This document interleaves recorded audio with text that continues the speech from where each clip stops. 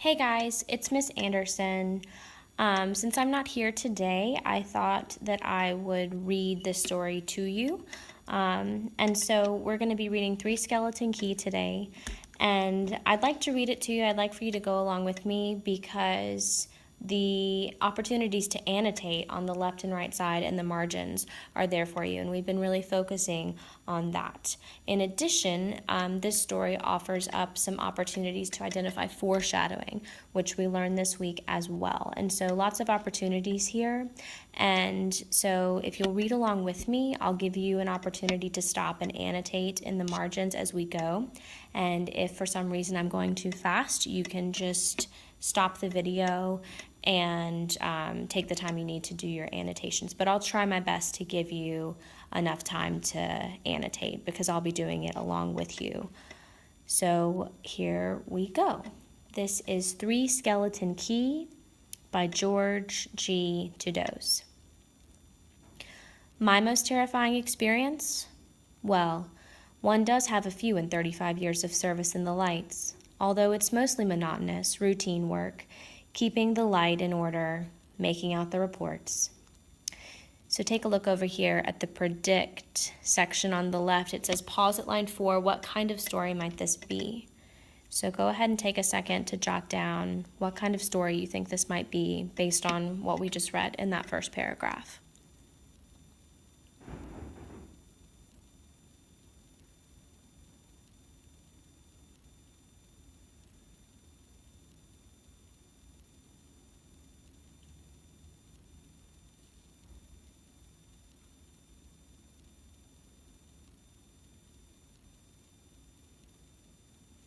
All right, I'm going to get started again. When I was a young man, not very long in service, there was an opening in a lighthouse newly built off the coast of Guyana, on a small rock 20 miles or so from the mainland. The pay was high, so in order to reach the sum I had set out to save before I married, I volunteered for service in the new light. Three Skeleton Key, the small rock on which the light stood, bore a bad reputation. It earned its name from the story of the 3 convicts who, escaping from Cayenne in a stolen dugout canoe, were wrecked on the rock during the night, managed to escape the sea, but eventually died of hunger and thirst. When they were discovered, nothing remained but 3 heaps of bones, picked clean by the birds. The story was that the 3 skeletons, gleaming with the phosphorescent light, danced over the small rock, screaming. So take a look at the identify here on the left. It says reread lines 11 through 20. What foreshadowing clues does the writer give here? Circle them. What do those clues hint at? So I'll go back and read this section. Three Skeleton Key, a small rock on which the light stood, bore a bad reputation. It earned its name from the story of the 3 convicts who, escaping from Cayenne in a stolen dugout canoe, were wrecked on the rock during the night, managed to escape the sea, but eventually died of hunger and thirst. When they were discovered, nothing remained but 3 heaps of bones, picked clean by the birds. The story was that the 3 skeletons, gleaming with phosphorescent light, danced over the small rock, screaming. So circle what you would classify as foreshadowing clues in this section. And then take a second to write what the clues that you're given here hint at.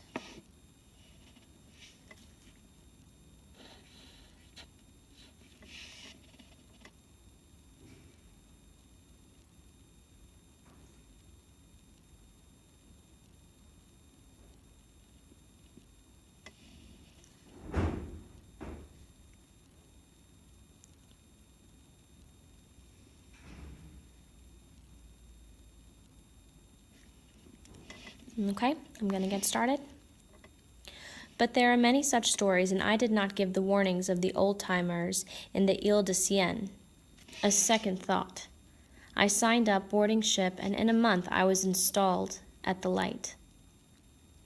Picture a gray, tapering cylinder, welded to the solid black rock by iron rods and concrete, rising from a small island 20-odd miles from land.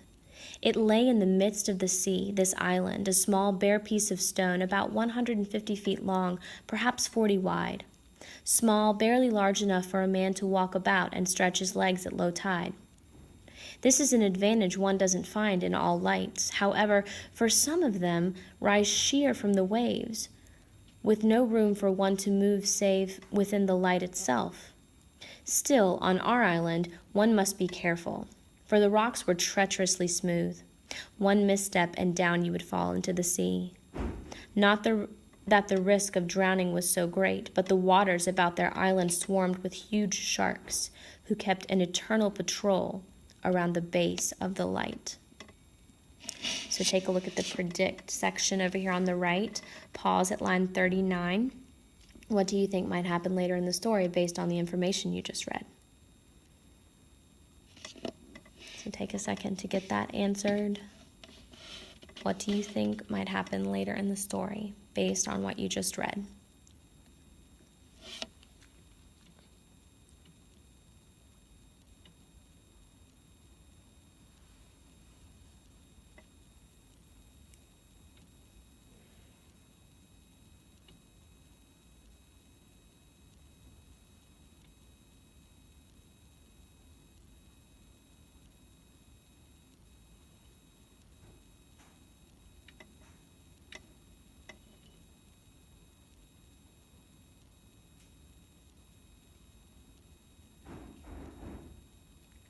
Just so you guys know, I'm in this room by myself at 6 o'clock at night, so I hope nobody thinks that I'm crazy and talking to myself.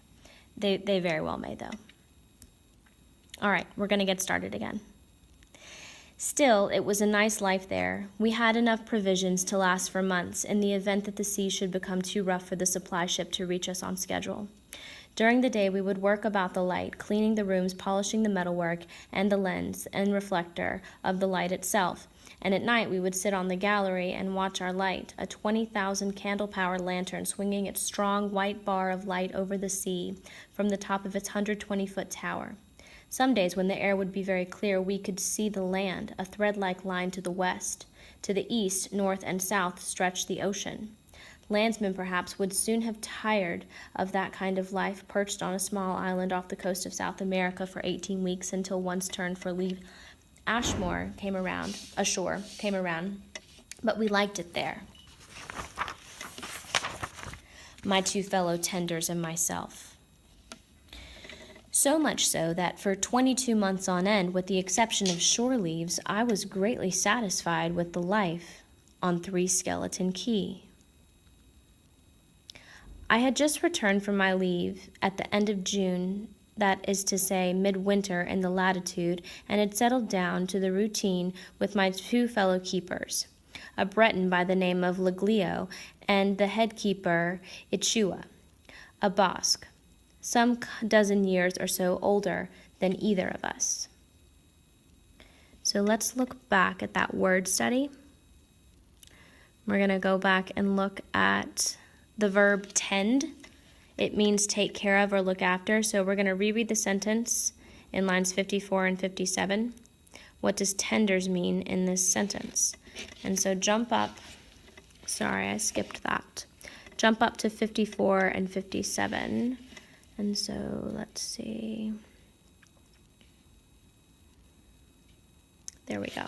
It's up at the very top. It says fellow tenders and myself. So you don't have to flip back over, but I'm going to flip back to the front page so I can restart that sentence. It says, but we liked it there, my 2 fellow tenders and myself, so much so that for 22 months on end, with the exception of shore leaves, I was greatly satisfied with the life on 3 Skeleton Key. So he's describing him and his 2 people that he works with as tenders. So what does tenders mean? Not like chicken tenders, but tenders. What do they do? What do they tend to? What do they take care of? Go ahead and take a second to answer that.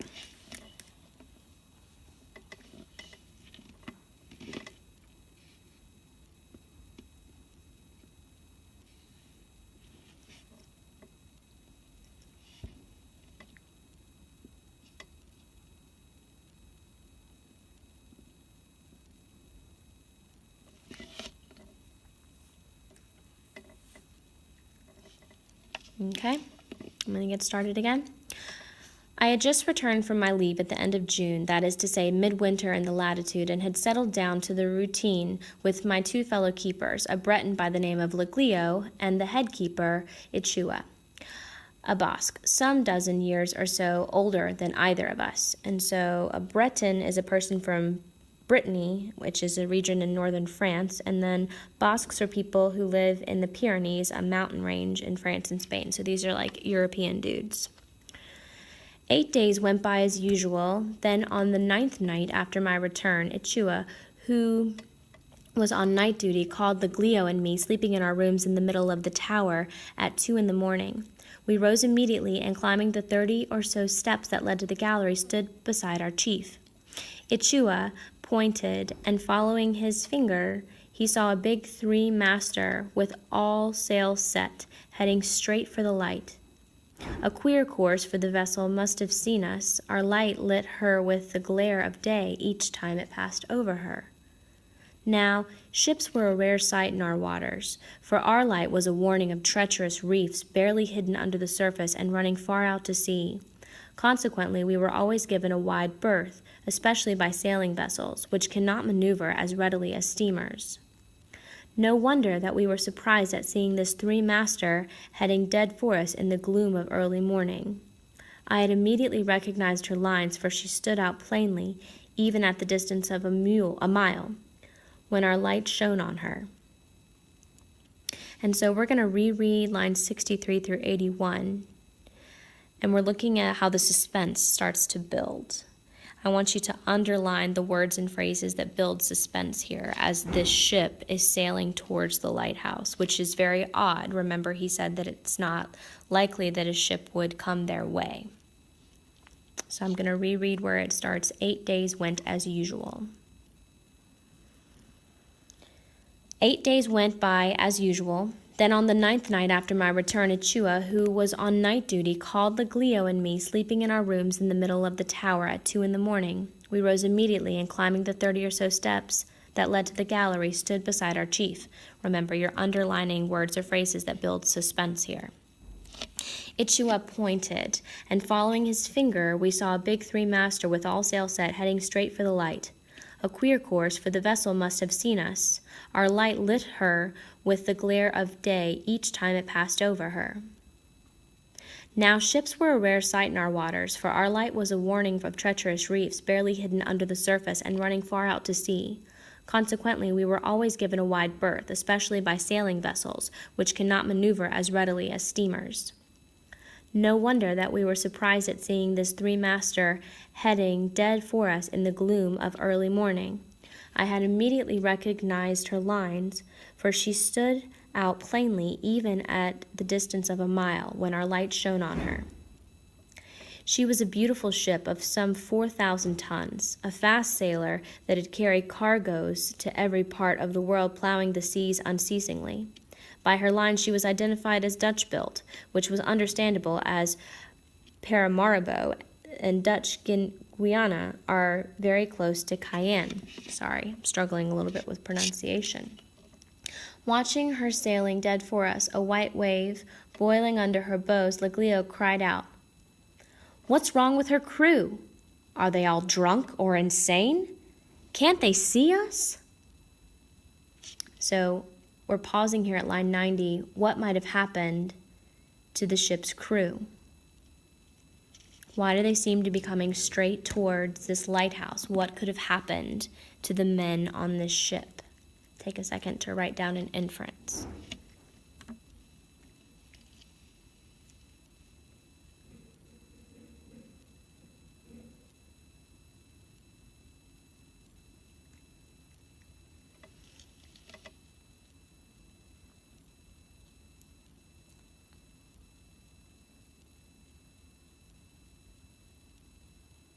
All right, I'm going to get started again. Ichua nodded soberly and looked at us sharply as he remarked, "See us, no doubt, if there is a crew aboard." "What do you mean, Chief?" Leglio had started, turning to the Basque. "Are you saying that she's the Flying Dutchman?"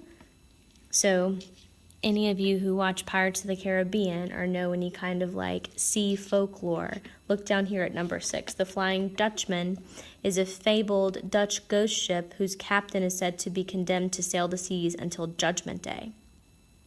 So if you see it, it's supposed to bring bad luck. His sudden fright had been so evident that the older man laughed. "No, old man, that's not what I meant. If I say that no one's aboard, I mean she's a derelict," which means an abandoned ship. "Then we understand her queer behavior."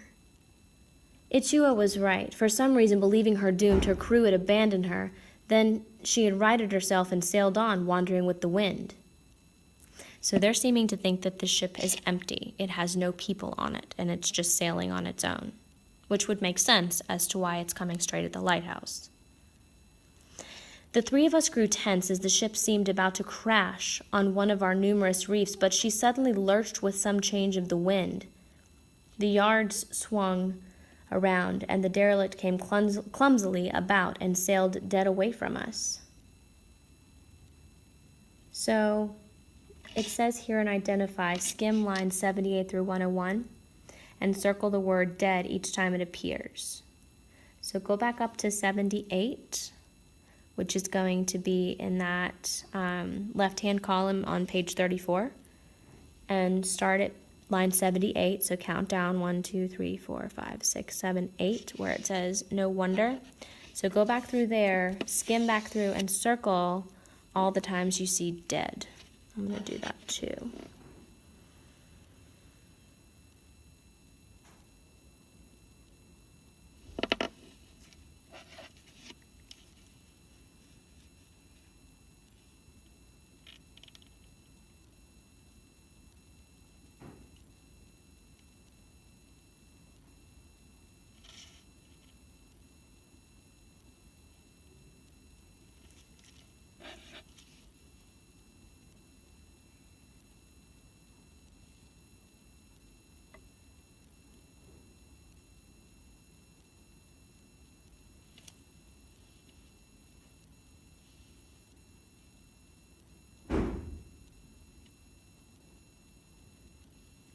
So hopefully you've had enough time to go through and circle all the times you saw the word dead. So what effect does that have on you as a reader? It's not like a lot of repetition, but it is there. So now that you notice it, what effect does that have on you as a reader? Now that you notice that that word has been repeated, what does that evoke in you as a reader? What does that make you think? Go ahead and take a second to write that down, and we'll keep going.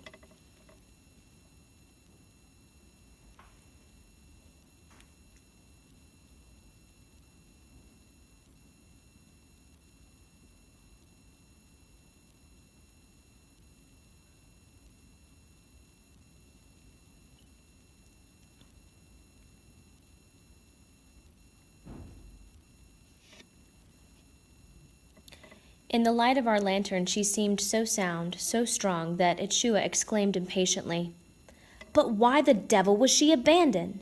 Nothing is smashed, no sign of fire, and she doesn't sail as if she were taking water." Leglio waved at the departing ship. "Bon voyage!" He smiled at Ichua and went on, "She's leaving us, Chief, and now we'll never know what." "No, she's not!" cried the Basque. "Look, she's turning." As if obeying his words, the derelict three-master stopped, came about, and headed for us once more. And for the next 4 hours, the vessel played around us, zigzagging, coming about, stopping, then suddenly lurching forward. No doubt some freak of current and wind, of which our island was the center, kept her near us.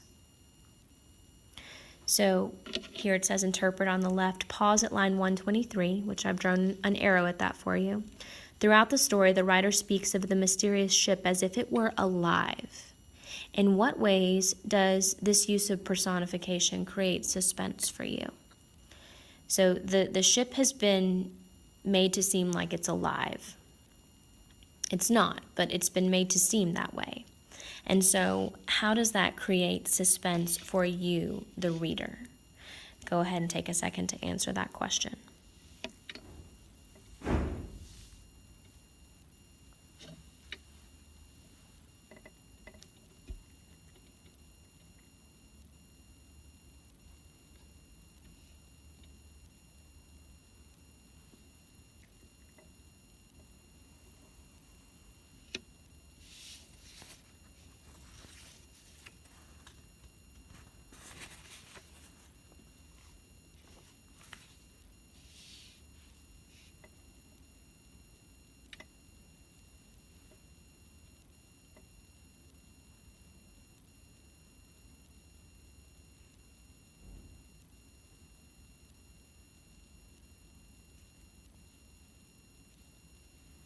Okay, I'm going to keep going.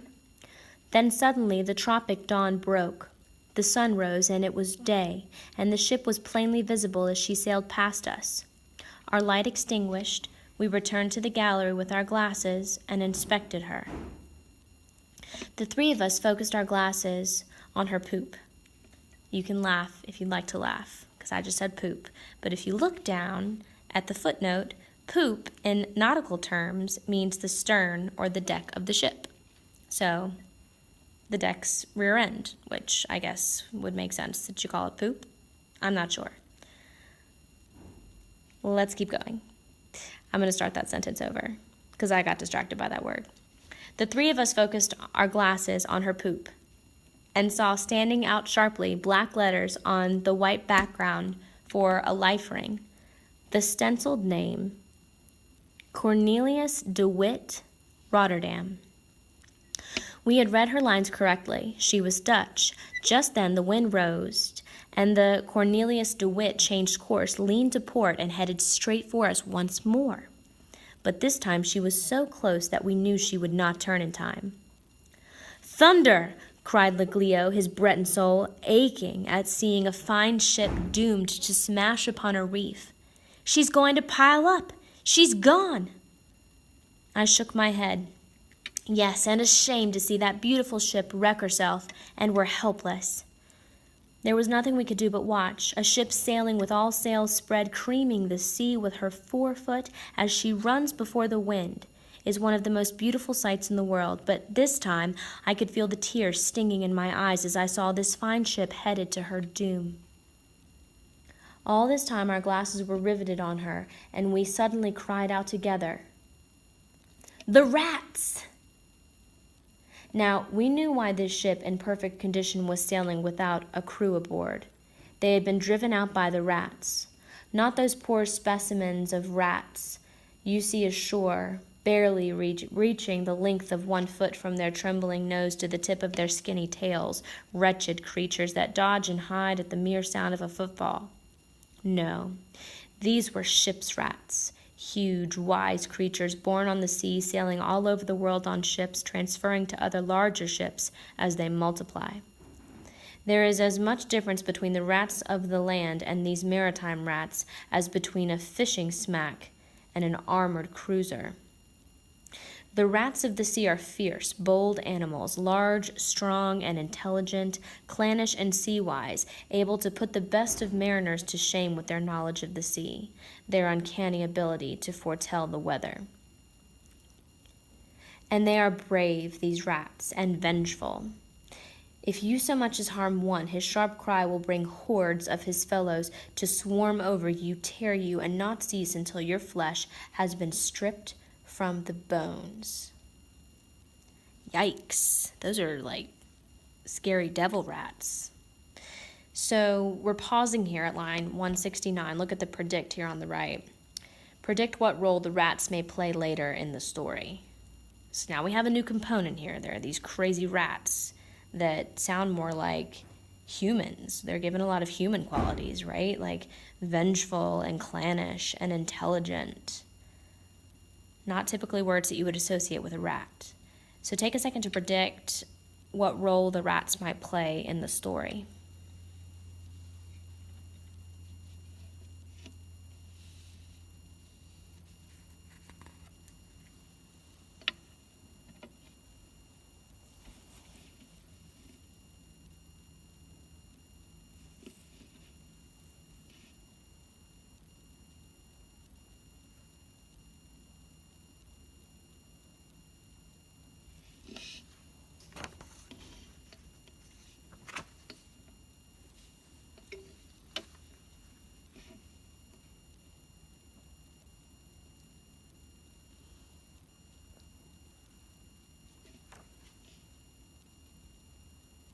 All right, I'm going to turn the page now.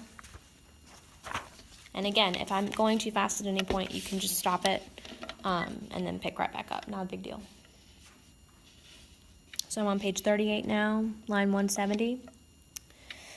The ones on this ship, the rats of Holland, are the worst, superior to other rats of the sea as their brethren are the land rats. There is a well-known tale about these animals. A Dutch captain, thinking to protect his cargo, brought aboard his ship not cats, but 2 terriers, dogs trained in the hunting, fighting, and killing of vicious rats. By the time the ship, sailing from Rotterdam, had passed the Ostend light, the dogs were gone and never seen again. In 24 hours, they had been overwhelmed, killed, and eaten by the rats. At times, when the cargo does not suffice, the rats attack the crew, either driving them from the ship or eating them alive. And studying the Cornelius de Witt, I turned sick, for her small boats were all in place. She had not been abandoned. Over the bridge, on her deck, in the rigging, on every visible spot, the ship was a writhing mass. A starving army coming toward us, aboard a vessel gone mad. So, what happened to the ship's crew? What happened to the men on the Cornelius de Witt? Go ahead and answer that on the left side here. What happened to these men, and how do you know?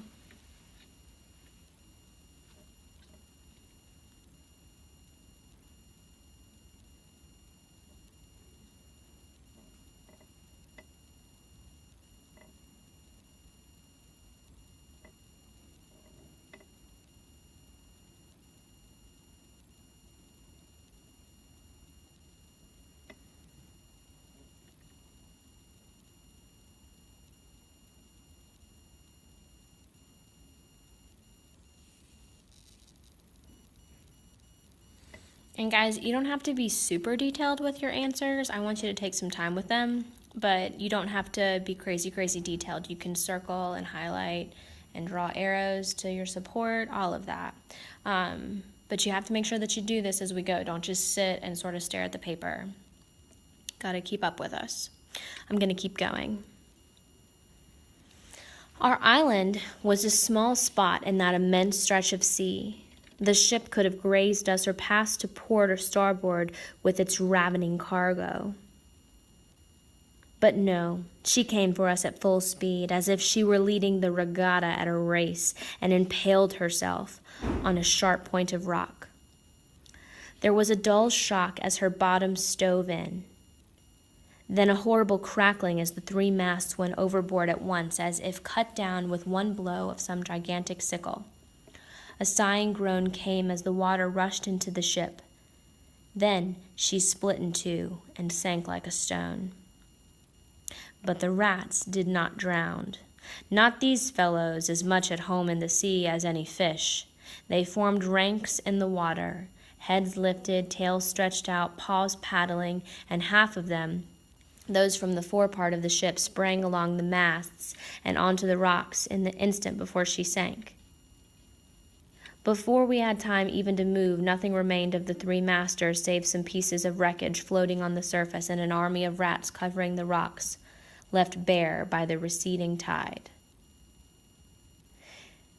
So take a second to visualize that, what I just read. Think about what those rats are doing. Those are really smart rats. And it's just so many, like the multitude of rats that are now on this island where these 3 men are at the lighthouse. Thousands of heads rose, felt the wind, and we were scented, seen. To them, we were fresh meat after possible weeks of starving. There came a scream, composed of innumerable screams, sharper than the howl of a saw attacking a bar of iron, and in one motion, every rat leapt to attack the tower. Ugh, this is giving me the creeps. So we're pausing here. What has just happened to increase your feeling of suspense? What did the rats see and smell, and where are they headed?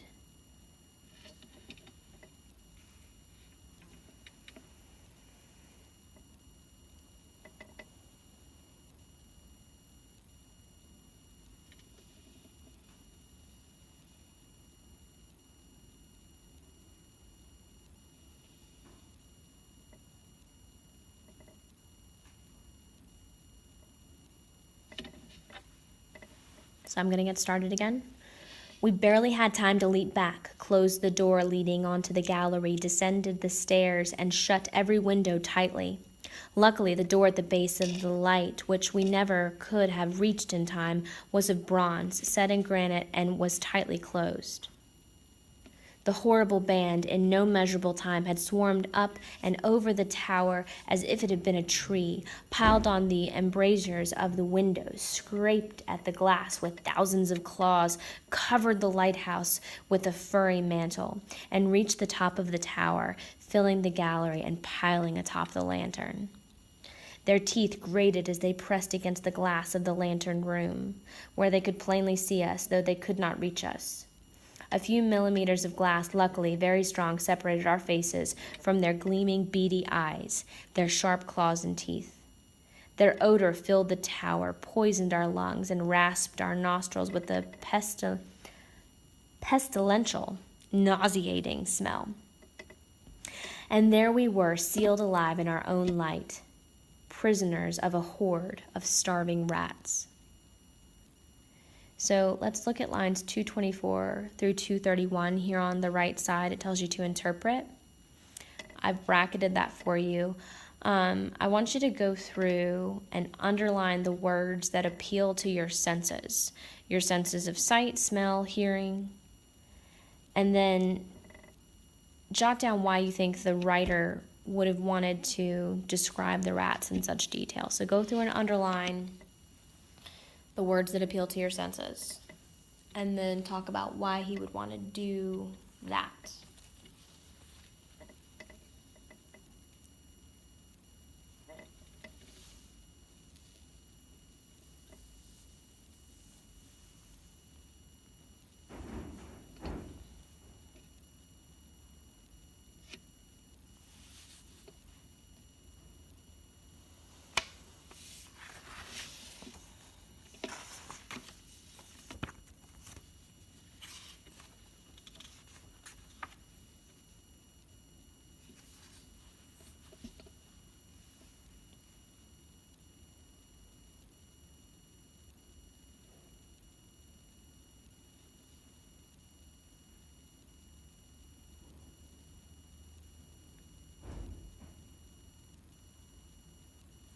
All right, flip over to page 40. About halfway through. We haven't quite reached the climax yet, though. We're still in the rising action. At first night, the tension was so great that we could not sleep. Every moment we felt that some opening had been made, some window given way, and that our horrible besiegers were pouring through the breach. The rising tide, chasing those of the rats which had stayed on the bare rocks, increased the numbers clinging to the walls, piled on the balcony, so much so that clusters of rats clinging to one another hung from the lantern and the gallery. With the coming darkness, we lit the light, and the turning beam completely maddened the beasts. As the light turned, it successively blinded thousands of rats crowded against the glass, while the dark side of the lantern room gleamed with thousands of points of light, burning like the eyes of jungle beasts in the night. All the while we could hear the enraged scraping of claws against the stone and glass, while the chorus of cries was so loud that we had to shout to hear one another. From time to time, some of the rats fought among themselves, and a dark cluster would detach itself, falling into the sea, like a ripe fruit from a tree. Then we would see phosphorescent streaks as triangular fins slashed the water. Sharks, permanent guardians of our rock, feasting on our jailers. The next day we were calmer and amused ourselves, teasing the rats, placing their faces against the glass which separated us. They could not fathom the invisible barrier which separated them from us, and we laughed as we watched them leaping against the heavy glass. But the day after that, we realized how serious our position was. The air was foul. Even the heavy smell of oil within our stronghold could not dominate the fetid odor of the beasts massed around us. And there was no way of admitting fresh air without also admitting the rats. The morning of the fourth day, at early dawn, I saw the wooden framework of my window, eaten away from the outside, sagging inwards. I called my comrades, and the three of us fastened a sheet of tin in the opening, sealing it tightly. When we had completed the task, Ichua turned to us and said dully, "Well, the supply boat came 13 days ago, and she won't be back for 29. He pointed at the white metal plate sealing the opening through the granite. "If that gives way," he shrugged, "they can change the name of this place to 6 Skeleton Key." So we're pausing here at the predict side. Do you think that the 3 lighthouse keepers will die? And will they change the name of this island to 6 Skeleton Key? Explain why or why not you think that.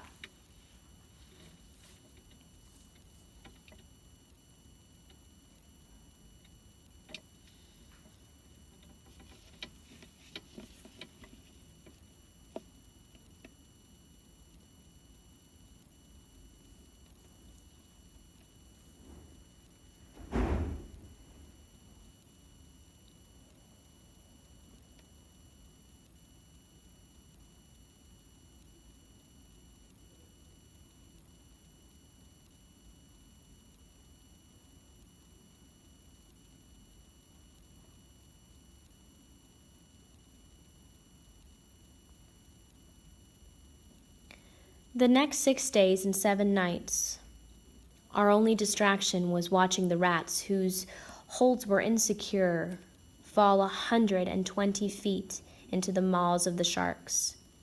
But there were so many that we could not see any diminution in their numbers. Thinking to calm ourselves and pass the time, we attempted to count them, but we soon gave up. They moved incessantly, never still. Then we tried identifying them, naming them. So check out that word study on the right. It says reread the sentence in the lines 281 through 282. So you can jump up there and look for the context clue that helps you define incessantly. And then underline the clue and then define incessantly on those lines. What does incessantly mean? They moved incessantly, never still. So use context clues to figure out what incessantly means. That should be pretty easy. It's right there in front of you.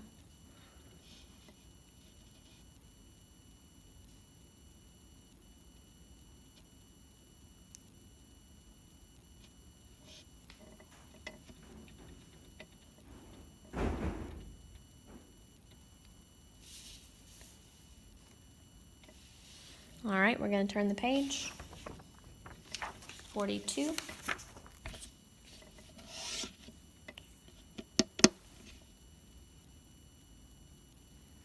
One of them, larger than the others, who seemed to lead them in their rushes against the glass separating us, we named Nero. And if you look down at 16, he was the emperor of Rome and known for his cruelty, so that's an appropriate name. And there were several others whom we had learned to distinguish through various peculiarities. But the thought of our bones joining those of the convicts was always in the back of our minds, and the gloom of our prison fed those thoughts. For the interior of the light was almost completely dark, as we had to seal every window in the same fashion as mine, and the only space that still admitted daylight was the glassed-in lantern room at the very top of the tower. Then Leglio became morose and had nightmares in which he would see the 3 skeletons dancing around him, gleaming coldly, seeking to grasp him. His maniacal raving descriptions were so vivid that Ichua and I began seeing them also. So check out over here, word study. So maniacal was used to describe Leglio's wild descriptions of his nightmares, and maniacal is built on the word maniac. And so think about what you think of when you think of a maniac and the effect that being trapped here is having on these 3 men. It was a living nightmare, the raging cries of the rats as they swarmed over the light, mad with hunger, the sickening, strangling odor of their bodies. True, there is a way of signaling from lighthouses, but to reach the mast on which to hang the signal, we would have to go out on the gallery where the rats were. There was only one thing left to do. After debating all of the 9th day, we decided not to light the lantern that night. This is the greatest breach of our service, never committed as long as the tenders of light are alive. For the light is something sacred, warning ships of danger in the night. Either the light gleams a quarter hour after sundown, or no one is left alive to light it. Well, that night, 3 skeleton light was dark, and all the men were alive. At the risk of causing ships to crash on our reefs, we left it unlit, for we were worn out, going mad. At 2 in the morning, while Achua was dozing in his room, the sheet of metal sealing his window gave way. The chief had just time enough to leap to his feet and cry for help, the rats swarming over him. So we're stopping here at 3:19 on the predict here on the right. The window that had been keeping the rats out just gave way. So what do you think will happen next? It's hard to stop here because we're hitting an interesting part, but predict what you think is going to happen next.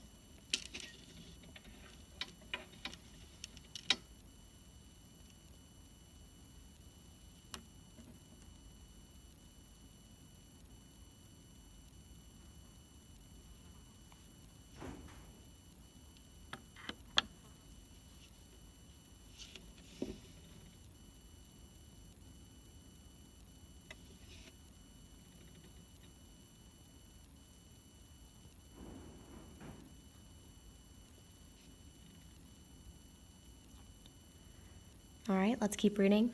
But Leglio and I, who had been watching from the lantern room, got to him immediately, and the 3 of us battled with the horde of maddened rats which flowed through the gaping window. They bit, we struck them down with our knives, and retreated. We locked the door of the room on them, but before we had time to bind our wounds, the door was eaten through and gave way, and we retreated up the stairs, fighting off the rats that leapt on us from the knee-deep swarm. I do not remember to this day how we ever managed to escape. All I can remember is wading through them up the stairs, striking them off as they swarmed over us, and then we found ourselves bleeding from innumerable bites. Our clothes shredded, sprawled across the trapdoor and the floor of the lantern room without food or drink. Luckily, the trapdoor was metal, set into the granite with iron bolts. So I actually skipped this identify. Jump back up. I'll stop there to 320 and 329 where I have that bracket. And so you're supposed to write down what unanswered question is going through your mind at this moment.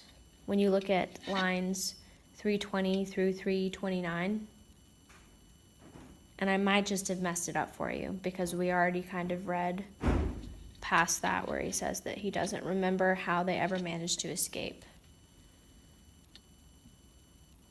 So what would have been going through your mind? And if you're thinking about this the right way, it would probably be, how are they going to get out of here? How are they going to get out of this mess?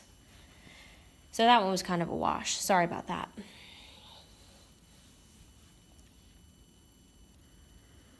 So let's look at, let's get started again with the paragraph that says the rats occupied. That's where we stopped.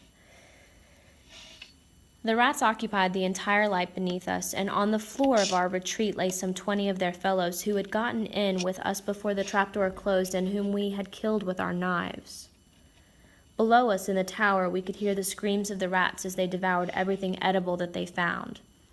Those on the outside squealed in reply and writhed in a horrible curtain as they stared at us through the glass of the lantern room. Achua sat up and stared silently at his blood trickling from the wounds on his limbs and body and running in thin streams on the floor around him. Leglio, who was in as bad a state, and so was I for the matter, stared at the chief and me vacantly, stared at as his gaze swung to the multitude of rats against the glass, and then suddenly began laughing horribly. 3 skeletons. The 3 skeletons are now 6 skeletons. 6 skeletons. He threw his head back and howled. His eyes glared, a trickle of saliva running from the corners of his mouth and thinning, the blood flowing over his chest. I shouted to him to shut up, but he did not hear me. So I did the only thing I could to quiet him. I swung the back of my hand across his face. The howling stopped suddenly, and his eyes swung around the room. Then he bowed his head and began weeping, softly, like a child. Our darkened light had been noticed from the mainland, and as dawn was breaking, the patrol was there to investigate the failure of our light. Looking through my binoculars, I could see the horrified expression on the faces of the officers and crew when, the daylight strengthening, they saw the light completely covered by a seething mass of rats. They thought, as I afterwards found out, that we had been eaten alive. But the rats had also seen the ship, or had scented the crew. As the ship drew nearer, a solid phalanx left the light, plunged into the water, and swimming out attempted to board her. They would have succeeded as the ship was hove to, but the engineer connected his steam to a hose on the deck and scalded the head of the attacking column, which slowed them up long enough for the ship to get underway and leave the rats behind.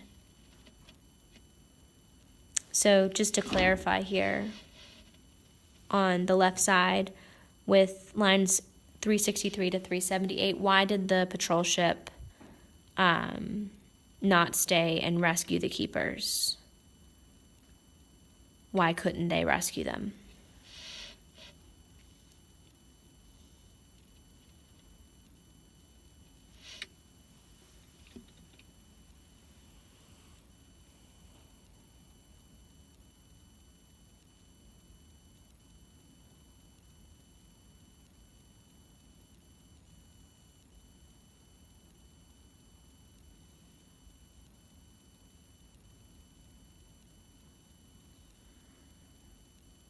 All right, I'm going to keep going. Then the sharks took part. Belly up, mouths gaping, they arrived in swarms and scooped up the rats, sweeping through them like a sickle through wheat. That was the one day the sharks really served a useful purpose.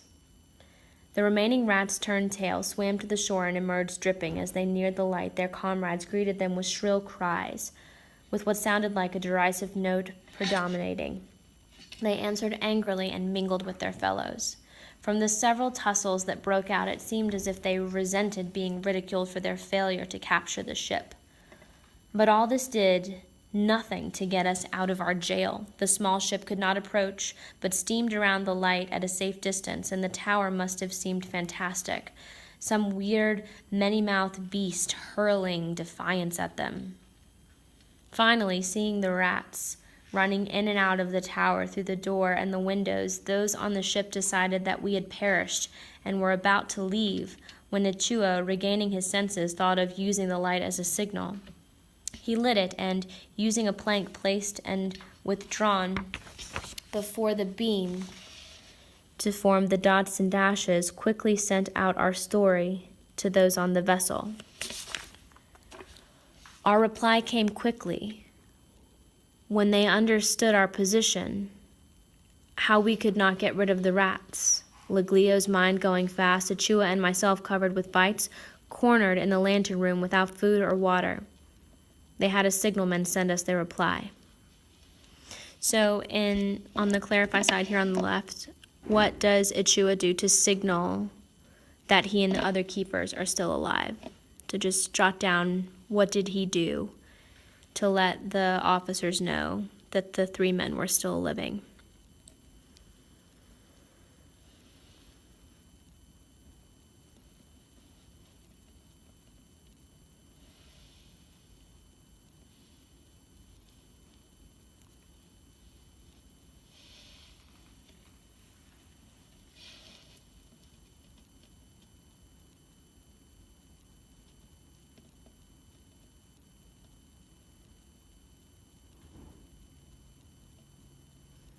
All right, I'm going to keep going. His arms swinging like those of a windmill, he quickly spelled out, "Don't give up! Hang on a little longer! We'll get you out of this!" Then she turned and steamed at top speed for the coast, leaving us little reassured. She was back at noon, accompanied by the supply ship, 2 small Coast Guard boats, and a fireboat, a small squadron.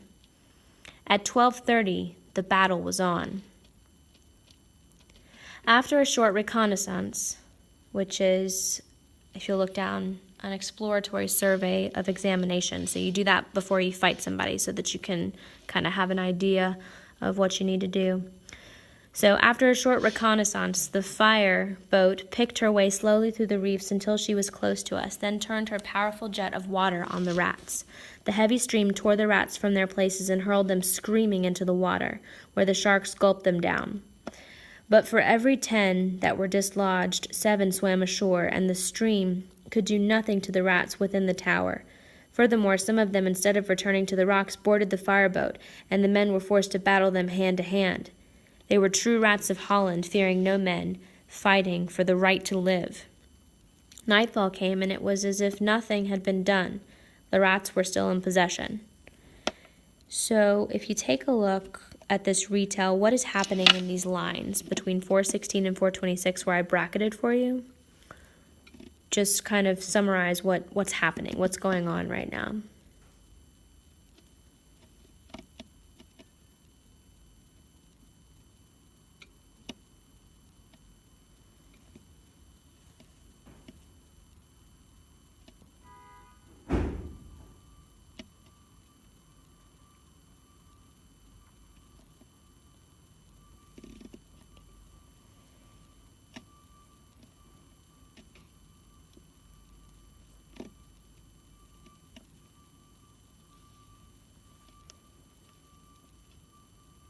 All right, so I'm going to keep going.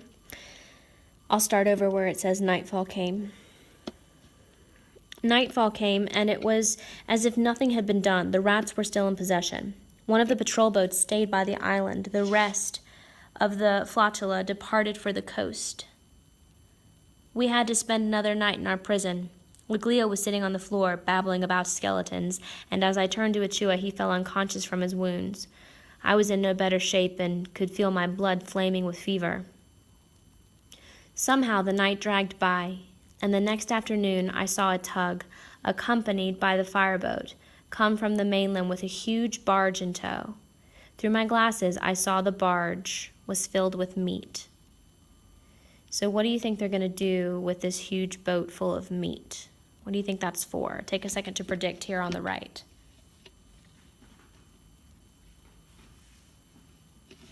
What are they going to do with that boat of meat? We're almost done. You guys are being troopers.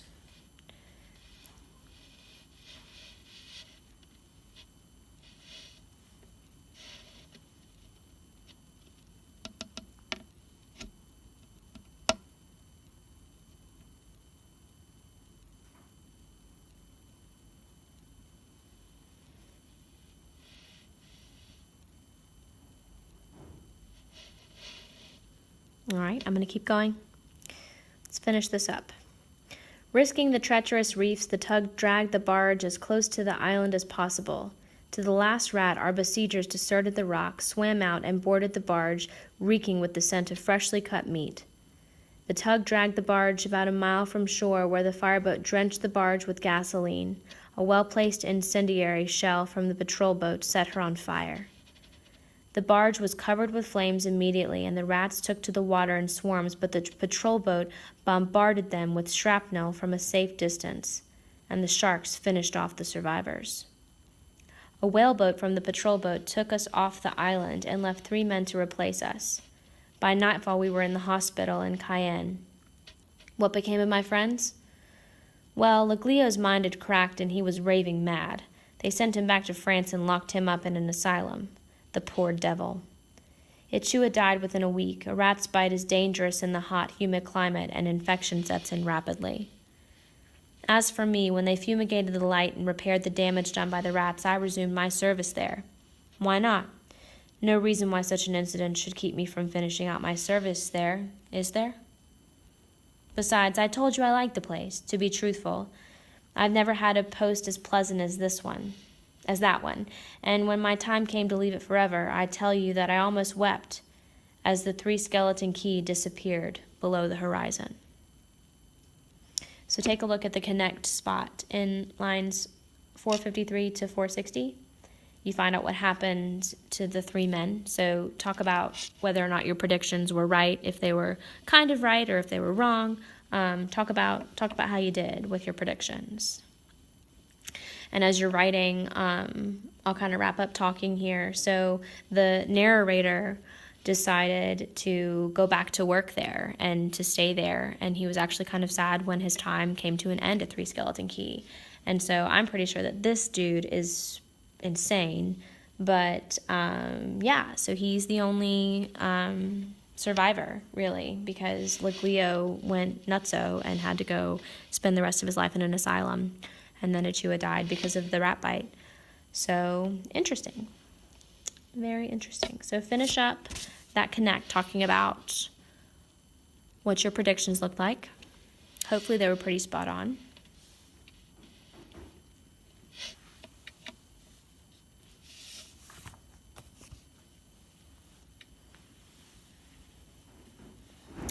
And that was Three Skeleton Key, guys. So we kind of took our time going through it, which is fine. But hopefully you're continuing to see how stopping and interacting with the text and annotating as you go truly helps your comprehension and your overall understanding of the text. So you should be in a great place right now to answer some multiple choice questions that go along with this story. And what you don't finish will be homework over the weekend. But based on the amount of time that this has taken, you should have enough time to get those questions done and get those turned in before you leave. So again, I hope you've enjoyed Three Skeleton Key and my rendition of it in our little mini lesson. Talk to you later. Bye.